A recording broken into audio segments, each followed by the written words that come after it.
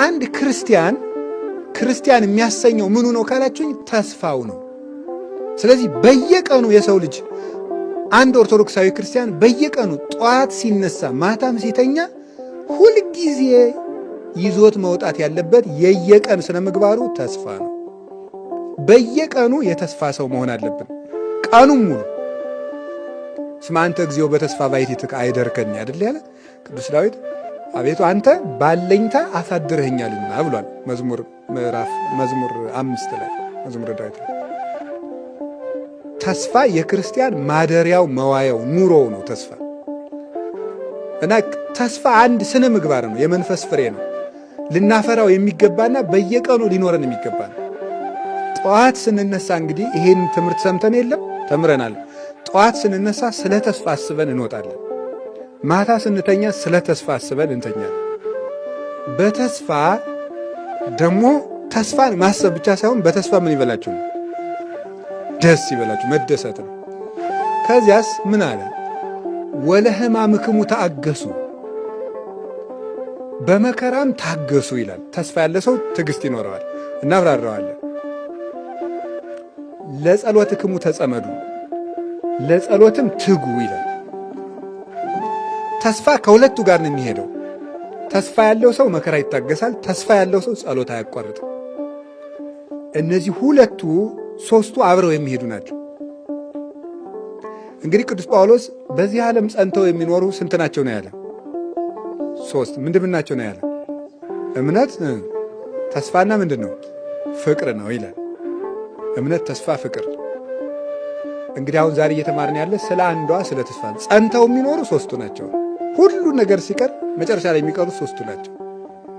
ስለዚህ ከ3ቱ አንዷን ተስፋን እንወቃት ነው። በጣም የሚገርመው አሁን ዓለም ሁሉ የተያዘበት ትልቁ መከራ ምንድን ነው? ተስፋ መቁረጥ ነው።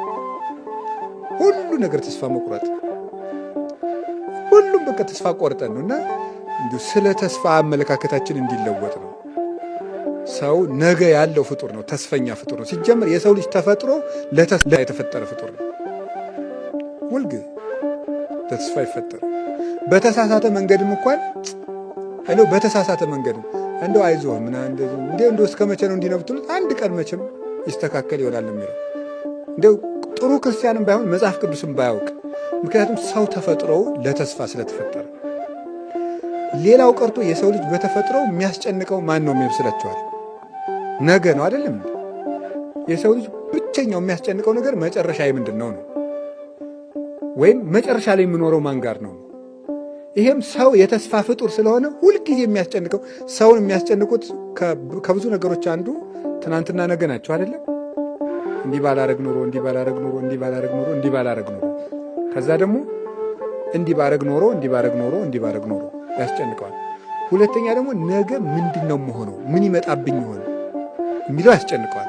ይህ ሰው የተስፋ ፍጡር ስለሆነ የዛሬ ስንት ዓመት እኮ ጥሩ ጸሎተኛ ነበርኩ ይላል። ግን ዛሬ ሰውየው በጣም ተጃጅሎ ነው እንጂ እዛ ጊዜ ደህና ስለሆነ አይደለም። ዛሬ በጣም ስለተጃጃለ ጅልነት ስለጨመረ ትናንት የተሻልኩ ስለሆነ ይመስለዋል እንጂ ትናንትም ጅል ነበር ልላችሁ ፈልጌያለሁ። ግን እሱ ትናንት የተሻልኩ ይመስለዋል። እና ትናንት በጣም ጥሩ ሰው ነበር፣ ትናንት ጸሎተኛ ነበር፣ ትናንት ጸባይ መልካም ነበር፣ ዛሬ ግን ተበላሸው፣ አመሌ ከፋ፣ እንደዚህ ልጅ ይላል። ግን ትናንትም እንደዛ ነበረ፣ ዛሬ ግን ብሶት ነው። ብሶት ነው እንጂ ትናንት የተሻለ ሰው ስለነበራል። ግን በተሰው ጉዳዩ ግን ኦርቶዶክሳዊ ሰው ግን ምንድን ነው የሚያደርገው?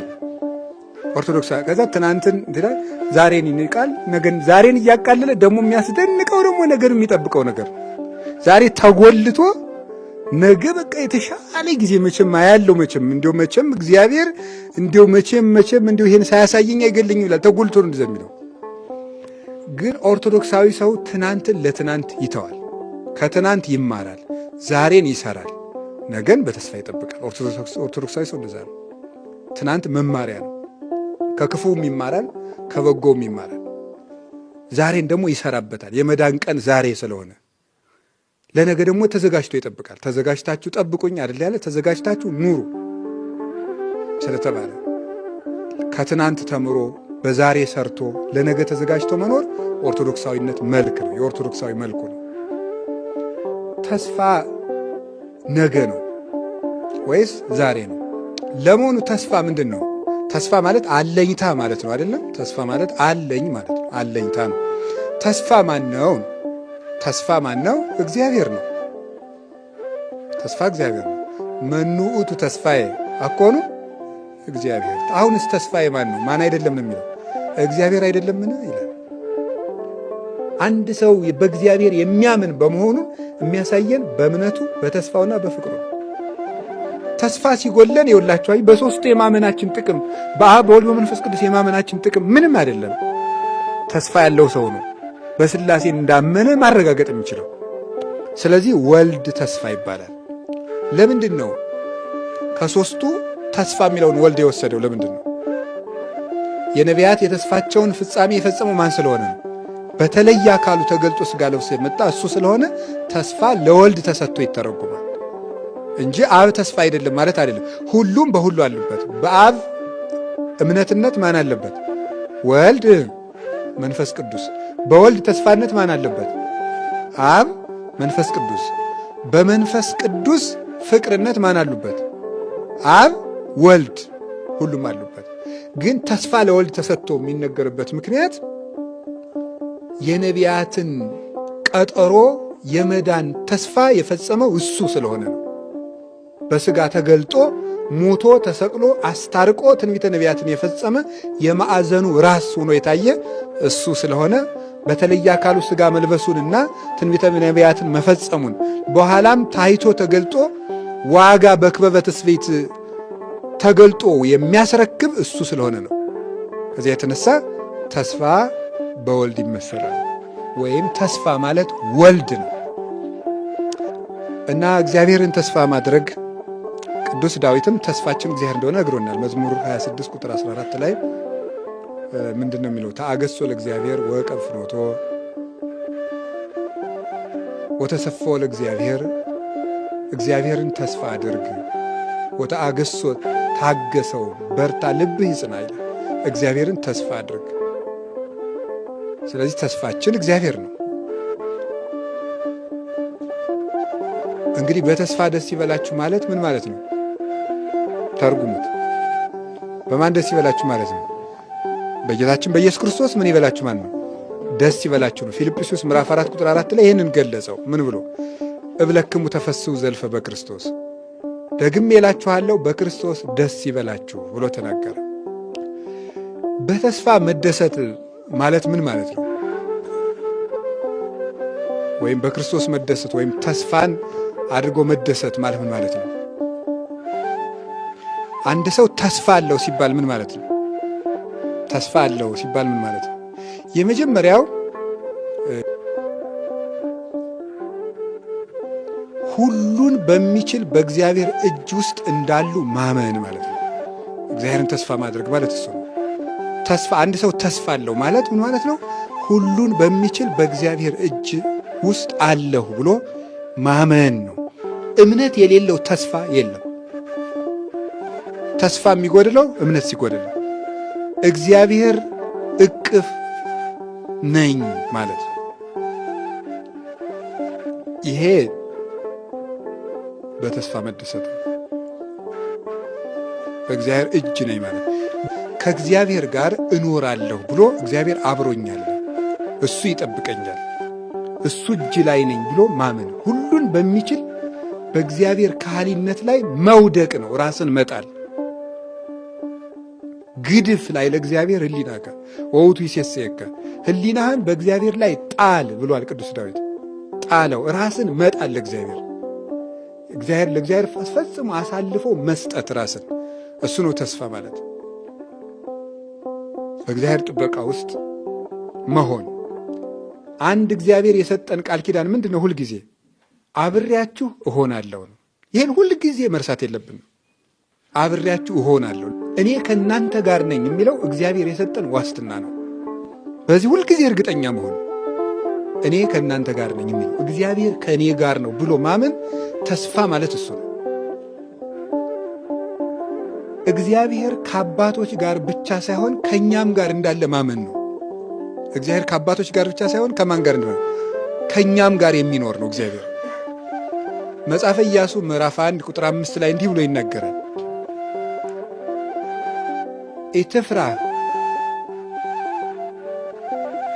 በከመ ሀሎኩ ምስለ ሙሴ ከማሁ ይሄሉ ምስሌከ ወኢያሃድገከ። ከሙሴ ጋር እንደነበርኩ ካንተ ጋር እኖራለሁ፣ አትፍራ፣ በመከራም አልጥልህም አለ። እግዚአብሔር ለሙሴ ነበር እንጂ እኔማ እንዳይል ከሙሴ ጋር እንደነበርኩ በዚያው መጠን ካንተ ጋር እኖራለሁ አለ። እግዚአብሔር ከአባቶች ጋር እንደነበረው ከኛ ጋር ይኖራል።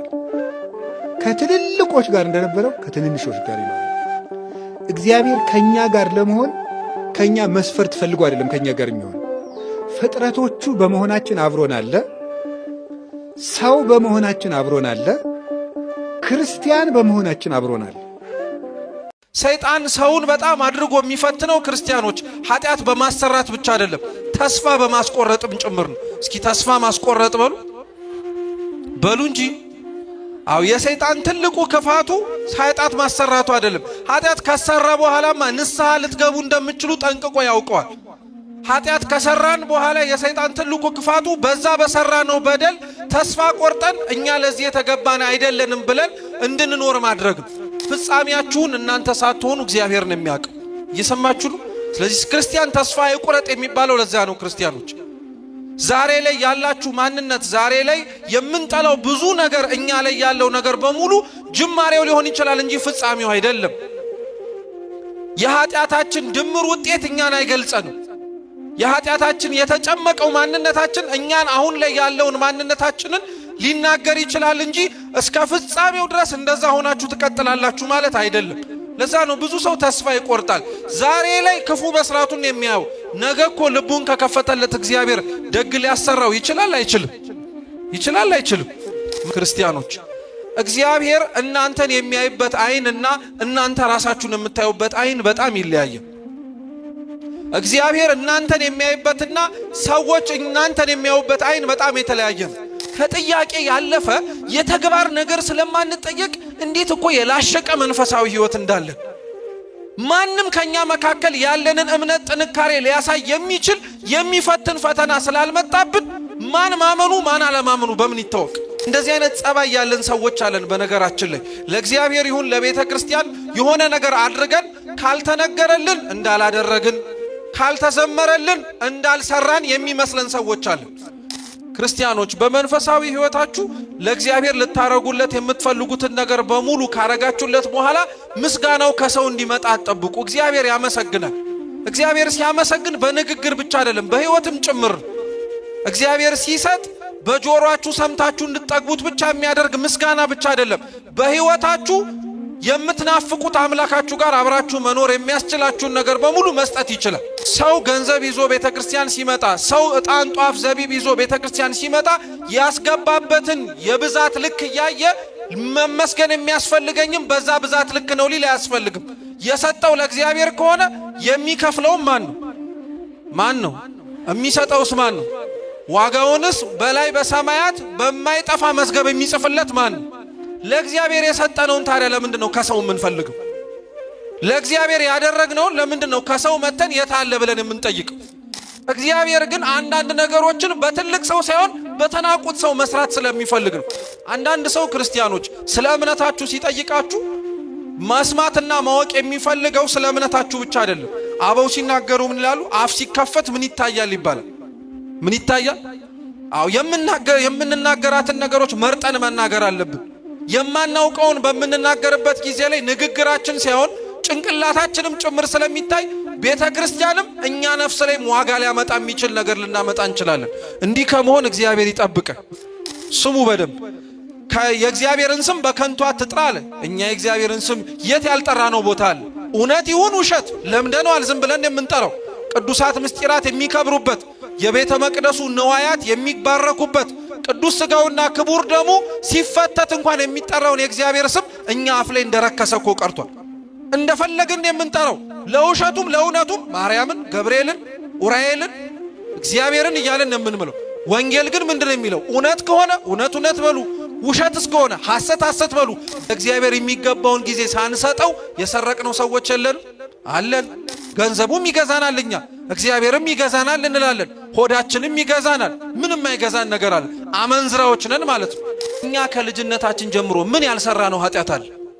እየተለማመድ ነው ያላሳደግነው ምን በደል አለኝ?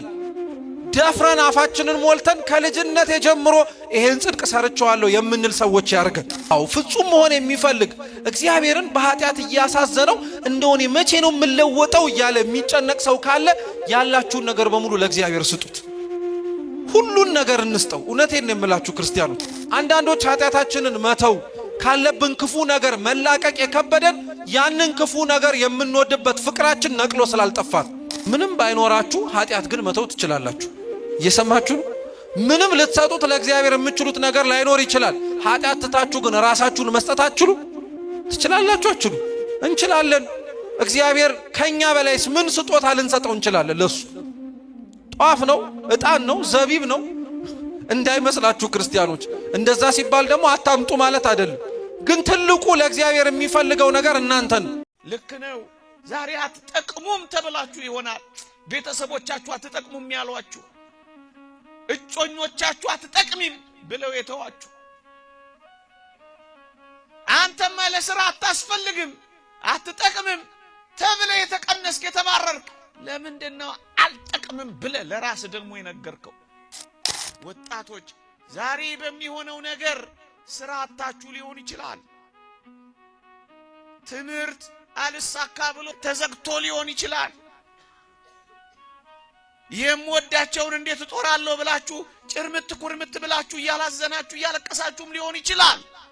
እኔ ያልጠቀስኩት ብዙ ፈተና ሊኖራችሁ ይችላል። ይሄ ማለት ግን የነገ ህይወታችሁ ነው ማለት ግን አይደለም። ይሄ ማለት ግን ለዘላለም የተቆረጠላችሁ ህይወት ነው ማለት ግን አይደለም። እያጉረመረማችሁ አይደለም፣ በደስታ ተስፋ እየቆረጣችሁ ሲባጎ እያነቃችሁ ጠረጴዛ ላይ እየወጣችሁ ለመታነቅ እየተዘጋጃችሁ ሶስ ውስጥ እየተደበቃችሁ መርዝ እየጠጣችሁ በረኪና ምን ማለት ነው ይሄ? ለምን አትቀርም ትለመናለህ፣ አፍራ አትቀርም ትታፈራለህ። ስምህ ሳይጠራ ቀርቶ አያውቅም። ስምህ ዝነኛ ይሆናል ይጠራልሃል። አንገትህን አቀርቅረህ ይሆናል ነገ ደረትህን ትነፋለህ። ከሩቅ የምትፈለግ ትሆናለህ። ለምንድን ነው ራስህን የምትንቀው? ይልቁንም በጣም በታናናሾች አድሮ ነው ታላላቅ ሥራ እግዚአብሔር የሚሰራው። አፈርን ተመልከቱት፣ ምን ብርቱ ነው። በአፈር ተጠቅሞ እኮ ነው አሁን ያለውን አጥንታችንን እንኳን ሳይቀር የሰራው። በአፈር አጥንት ከሰራ ባንተ ብዙ ነገር አይሰራም እግዚአብሔር። አሁን እኔ ስለተገኘው መስቀል ብዙ ልላችሁ አልፈልግም። ያልተገኘ መስቀል ግን አለ።